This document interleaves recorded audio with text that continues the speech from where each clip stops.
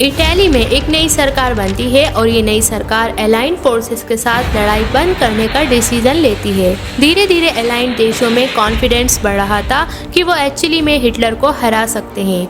नवंबर 1943 में Stalin, Roosevelt और Churchill तीनों तेहरान में मिलते हैं डिस्कस करने के लिए कि वर्ल्ड वार 2 को खत्म कैसे किया जाए। 6 जून 1944 एक और ऐतिहासिक दिन जिसे डी डे कहा जाता है।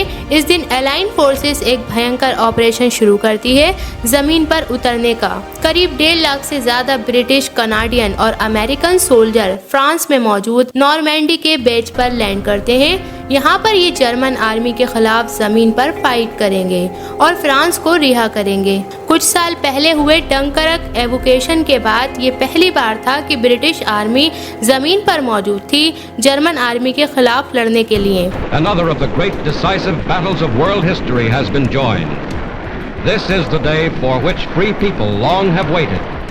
This is D-Day. हिटलर के लिए ये बड़ी मुसीबत वाली सिचुएशन बन जाती है। हिटलर ने सोवियत यूनियन पर फोकस करने को कहा था। अपनी आर्मी को वहाँ पर ठंड के मारे उन्हें लॉसेस सहने पड़ रहे थे। सोवियत यूनियन को पूरी तरीके से हरा नहीं पाए थे और अब ये वेस्टर्न फ्रंट से भी अटैक आ रहा था। तो हिटलर ने डिसाइड किया कि ईस्टर्न फ्रंट से आर्मी को पीछे लिया जाए और सारा काउंटर अटैक फोकस किया जाए वेस्ट से आ रही अलाइंड फोर्सेस पर। जैसे ही हिटलर ने अपनी आर्मी पीछे हटाई, सोवियत यूनियन से एक बड़ा काउंटर अटैक देखने को मिला। सिर्फ 2 महीनों के अंदर अंदर सोवियत ने करीब 600 किलोमीटर जमीन अपनी वापस ले ली जर्मन से। पोलैंड, चेकोस्लोवाकिया, हंगरी और रोमानिया के देश अब सोवियत आर्मी के ऑक्यूपेशन के अंदर आ गए। दूसरी तरफ अलाइंड फोर्सेस फ्रांस में साउथ से भी लैंड करती है। एक के बाद एक कंट्रीज का लिबरेशन होना शुरू होता है। हिटलर की आर्मी को बाहर निकाल के फेंका जाता है। यूगोस्लाविया ने तो खुद अपने दम पर ही जर्मन ट्रूप्स को बाहर निकाल फेंका था। अब 3 दिशाओं से जर्मनी पर हमला किया जा रहा था। हिटलर अपना आखिरी मेजर ऑफेंसिव प्लान करता है जिसे कहा जाता है द बैटल ऑफ बुल्ज।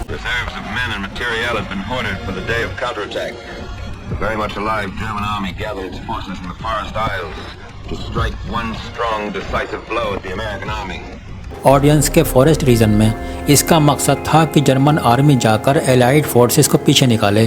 जर्मनी के अंदर फॉर्मली इन्वेट करने से पहले एलाइड फोर्सेस ज़बरदस्त एरियल बॉम्बिंग करती है जर्मन शहरों पर।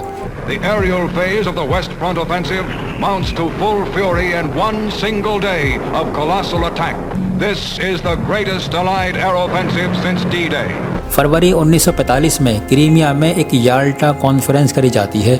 इसमें अनाउंस किया जाता है कि जो भी देश जर्मनी पर वार डिक्लेयर करेगा वो ज्वाइन कर सकता है जर्मनी पर हमला करने में। Venezuela, Uruguay, Turkey, Egypt, Saudi Arabia, Syria, Lebanon, Paraguay सब वार डिक्लेयर कर देते हैं जर्मनी पर।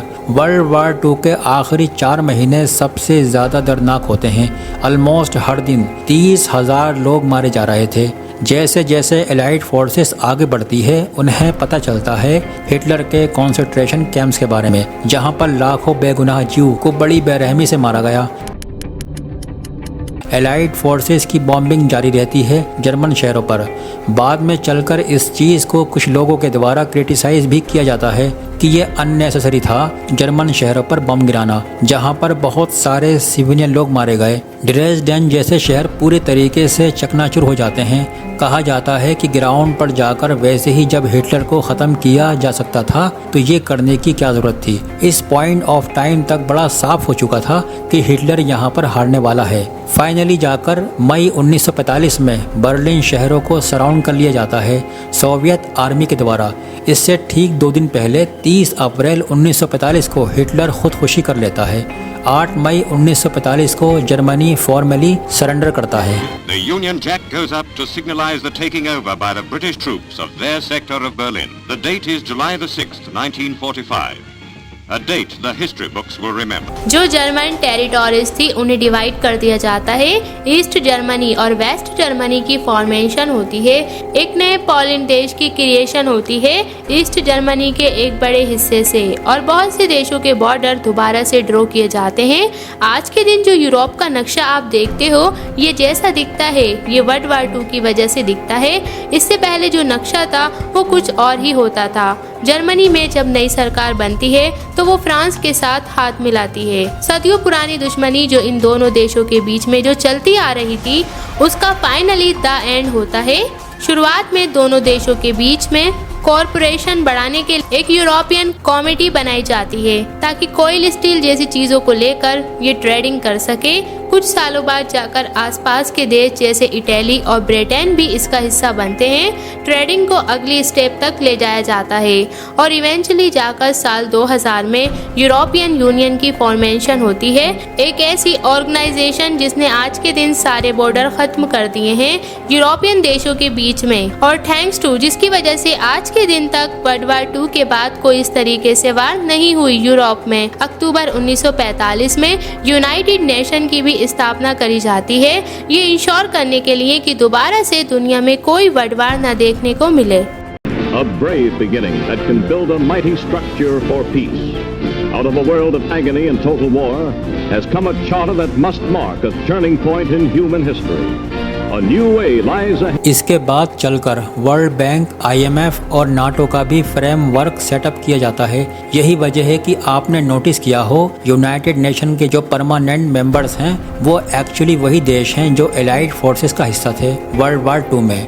एक इंटरेस्टिंग फैक्ट वैसे जो हमने आपको अभी तक नहीं बताया, जर्मनी के सरेंडर करने के बाद वर्ल्ड वार 2 ख़त्म नहीं होती है। जापान अभी भी 2 महीने लगा देता है सरेंडर करने के लिए। जुलाई 1945 में जापान को अल्टीमेटम दिया जाता है कि वो सरेंडर करे, लेकिन इस अल्टीमेटम को इग्नोर कर दिया जाता है, जिसके बाद अमेरिका हिरोशिमा और नागासाकी पर एटॉमिक बम गिराता है। अगर आपको हमारी ये इन्फॉर्मेशन पसंद आई हो तो वीडियो को लाइक, शेयर एंड सब्सक्राइब करना ना भूलें। और आप लोगों से रिक्वेस्ट है कि हम बहुत ही मेहनत से वीडियो बनाते हैं, लेकिन आप लोग वीडियो देखते हैं लेकिन हमारे चैनल को सब्सक्राइब नहीं करते, तो प्लीज़ आप लोगों से रिक्वेस्ट है कि हमारे चैनल को सब्सक्राइब करें और हम दोनों को सपोर्ट करें।